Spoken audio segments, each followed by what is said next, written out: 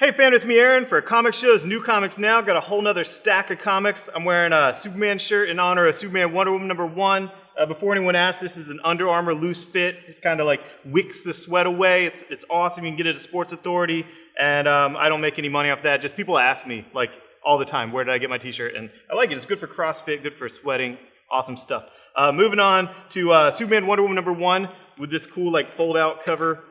Pretty nifty, has the entire supporting cast of both Superman and Wonder Woman on it. And no, I wasn't like the biggest fan of the relationship of Superman and Wonder Woman. Like, you know, who cares? I don't like Lois Lane. I don't care about Steve Trevor either. Putting them together is kind of cool. I kind of like the tension with Wonder Woman and Aquaman being possibly a couple that Morrison was doing, and Batman and Wonder Woman possibly being a couple. That was cool. But, you know, Superman and Wonder Woman dating, that's kind of cool. Why not?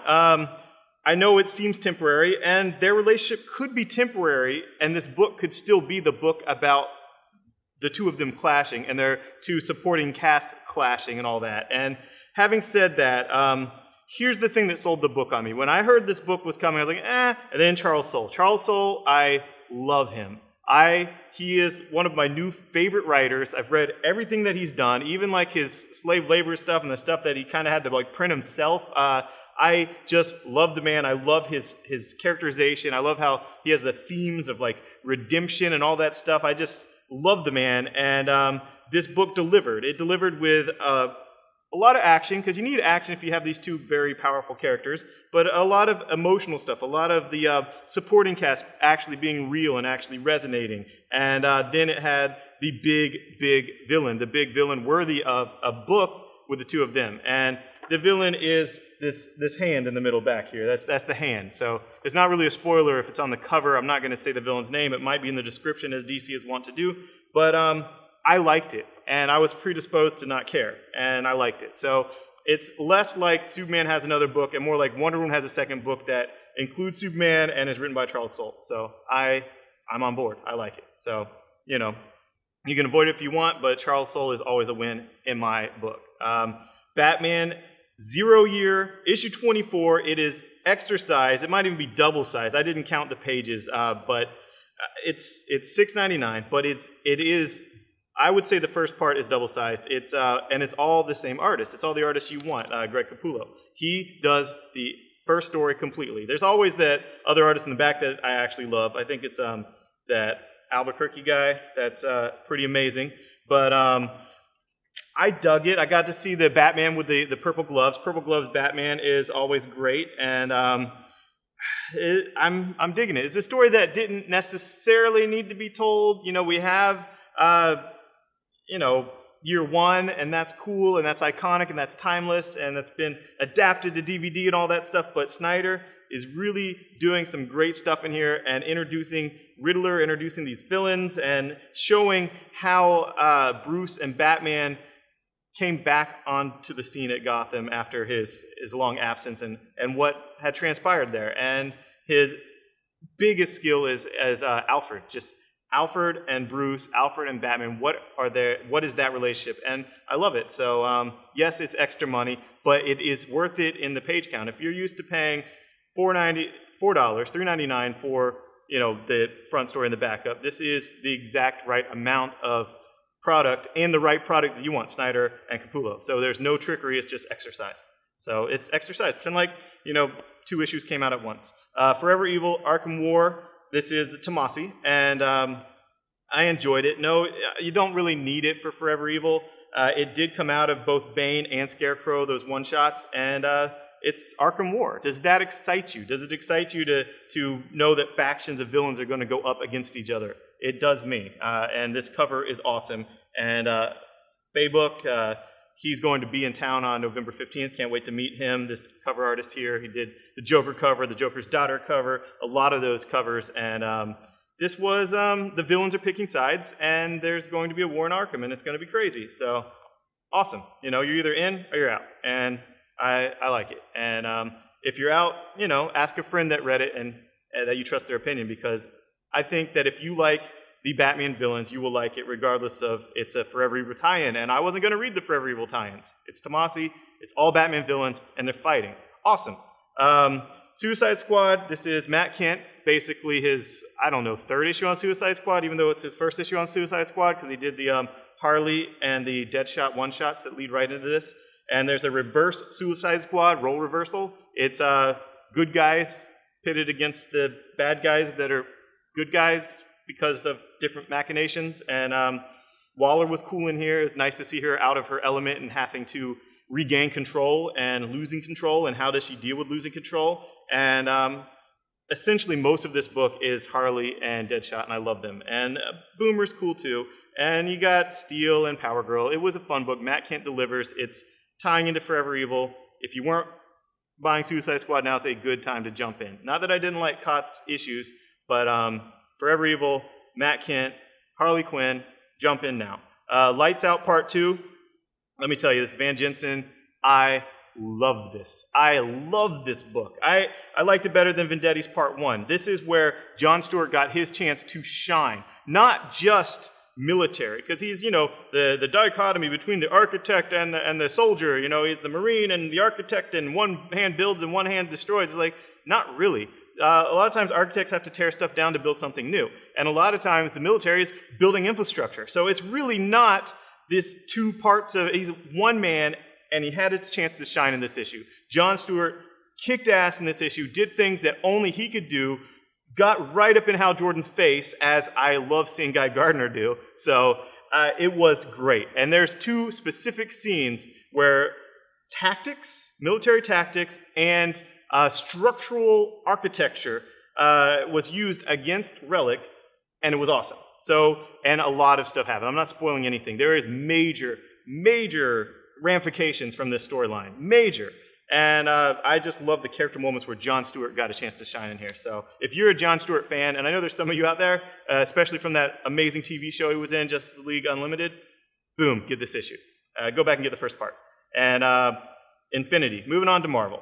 Infinity, Thor got the cover, Thor got the best part. When I was reading this, I just laughed out loud, like literally, it's hilarious. I don't think anyone could read this, because you're seeing Thor do something that you never want to see him do. You just saw, if you read issue 3, Captain America said, oh, we're going to surrender. You know, this A stands for France, we're going to surrender. And that probably rubbed you the wrong way, but all these overwhelming odds, all this crazy stuff, maybe it's strategic to surrender. They already tried their retreat. Retreat didn't work. How about surrender? And there's a scene in here with Thor that really was awesome. And I can't see anyone reading it without an excited utterance of some kind.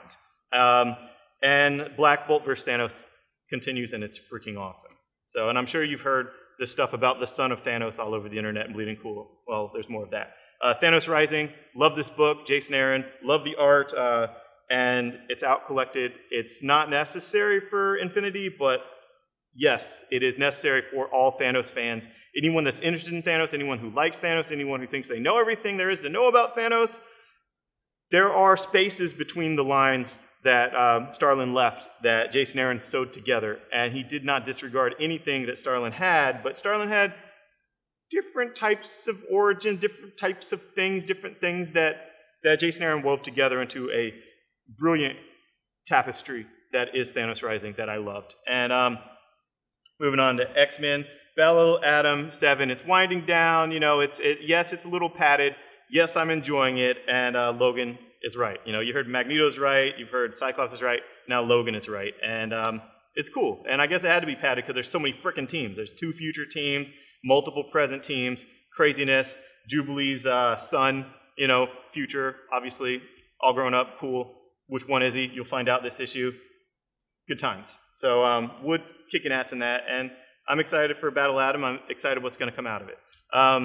This is a weird one that I'm promoting. It's Image. It's God Hates Astronauts by Ryan Brown. And of course God would hate astronauts. I mean, come on. They're trying to leave his creation of Earth, you know? I mean, he put us there on a planet arrest, you know, and, you know, we can leave after we die or, you know, whatever. But God Hates Astronauts. It is hilarious. Jonathan Hickman, who does Manhattan Projects, among other things like Infinity, uses this Ryan Brown on special fill-in issues. He's the art on this issue of Manhattan's Project this week. But it's hilarious. Hickman said he doesn't want to oversell what he's accomplished here, but he gave God Hates Astronauts to a blind man, and he regained sight. So there's that. There's all kinds of gushing reviews. John Layman from Chew said it's the funniest and best thing he read in his whole life, and he has, full disclosure, led a very sad life, but this is hilarious. Carl Winslow is in here from Family Matters with bear arms, or gorilla arms, because he has to bear arms. It's funny, it's satirical, it's sarcastic, it's cynical, it's charming and witty. It's all things to all people who are cool. So if you're cool and you like cool stuff, you will love God Hates Astronauts. It went from him selling little paper, tiny little mini comic zines at cons that I bought because I'm a taste tester and I'm super cool too, to a Kickstarter, which was highly successful, a Kickstarter with a hardcover and all that, to actually published by Image. This is great stuff. He's going places. Now it's time for you guys to sample it. You will not regret it. God Hates Astronauts is amazing. Lazarus Part 1, a week after that issue 4 came out, it's already in here. So if you missed any issue, don't worry about the second prints. This is $10. So Lazarus is Rucka and Lark. Look at my other videos for how I reviewed it, how I like it, how I like the future, and the 1% is the families, and then they have like the serf class of those that serve the families, which would be, I guess, the upper middle class now, and then just the waste. So you have the extremely rich, the people that maintain their power, and just the waste. And they maintain some of their power by having these Lazarus, these forevers, these people that can regenerate as part of what keeps them in power. And I love it. Mind Management Volume 2 came out. You know I gush over Volume 1. You know I have the $1 first issue I give out free. If you are curious about Matt Kindt, this is his best work ever. And I've read all his stuff. This is his best work ever. I followed his career ever since Pistol Whip and all this weird stuff. He drew me a picture of Spider-Man back in like 2001. You know, I'll scan that and put it online to prove it. But I love this, and if you're on the fence about it, ask your retailer to order the $1 issue 1, pay your $1, you will love it, and then you'll have to chuck over $20 for Volume 1 and then $20 for Volume 2, but you will enjoy it. Moving on to Coffin Hill. Yeah, it does sound kind of like a CW show. CW, WB, Time Warner, DC, Vertigo, I don't know. But it did feel like an old school Vertigo thing, which feels like a new school Image thing, which I actually enjoyed. And yeah, it's kind of like all that witch coven crazy stuff that is all hip and cool for tweens and whatnot, but it's mature reader, and the art's cool, and I dug it, so we'll see where it goes. Mentioning it, I didn't like it as much as Hinterkind, for the people that told me that it's not Hunterkind, it's Hinterkind. So I didn't like it as much as that, but I don't ever judge too harshly on the first issue of some of this stuff, because I can go back to some of the Vertigo long-form series that I love, and the first issue, like the pilot of some TV shows, just doesn't have what really gets me, and I end up loving it later. But it was good. If I had to pay for it, I wouldn't feel like I wasted my $3. I liked it. Rocket Girl was fun. Amy Reeder, you know her from other stuff, from Vertigo, from Madame Xanadu and things like that. And it's a futuristic tale with a female protagonist, and her art is great, and I liked it. It's Image. It could have been a Vertigo book. It's an Image book.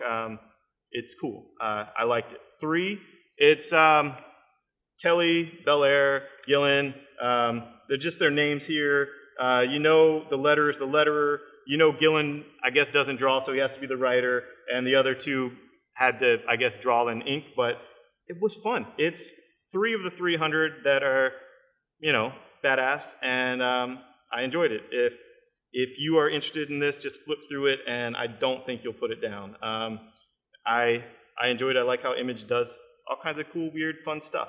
And finally, Walking Dead, All Out War. This is the book that has all these covers, like M covers, all the way to letter M. M's for Midnight. This is the Midnight Release exclusive cover. It has a blank cover. It has the regular cover A, and then it has like 10 covers that all go together to form the biggest spoiler you've ever seen. It's 10 connecting covers that go through the 10 years of Walking Dead, and every scene's like, spoiler, spoiler, spoiler, spoiler, all death and missing body parts. Just, yeah, it's amazing, and I still really enjoy this book. I still really love this book, and I know it's kind of cool to be like, oh, Walking Dead, it used to be good before my favorite character was killed with, you know, whatever. But I like this book. Big things happen this issue. I thought it was just going to be set up for this All That War 12-part shipping bi-weekly. That's every 2 weeks until it's over. But it did have all those calm before the storm character moments, romance, sex, those really impactful things that Kirkman gives us from time to time between zombie fighting and body parts missing. But it also had a huge twist to the status quo, to the paradigm, to what we thought All Out War was going to be. And that's here by the last page. And it's not going to be as easy as we may have thought, which we should never think it's easy. But it was fun, and we're doing the midnight release, as a lot of stores are doing. And we also have that Tyrese special. We also have the 10th anniversary color first issue. It's fully colored, nicely colored, with a lot of extras in the back. That's commemorative, and it's a little extra, like $5.99, but it's a nice piece of history for hardcore fans, and that was fun, kind of like what if it was in color. And we're going to have a lot of fun. We're going to have free posters and crazy stuff, so now's the time to jump on Walking Dead, and he did the best thing he could possibly do. The wait between issues is cut in half for the next 6 months. So thank you, Robert Kirkman. Thank you, Charlie Adlard, and thanks, comics fans. Bye-bye. Thanks for watching. Click subscribe, like, comment, visit our Facebook, share our videos, all that stuff. Give us suggestions. And if you're local, that's awesome, because Tuesday we have Geek Trivia, and then that rolls right into Agents of S.H.I.E.L.D. that we play, and then this time it's midnight release of Walking Dead. Wednesday is now going to be Arrow, which the season premiere is this Wednesday. We'll also watch that South Park World War Zimmerman this week, which looks very promising for people around Florida. And then Friday we have Street Pass Pokemon, the X and Y release with all kinds of crazy awesome performance, DJ, rap stuff. And Saturday we have DJ Robo Rob doing Tronic, which is like nerd rap, drum and bass kind of dubstep craziness with robots. So come check that out. Thanks. Bye-bye.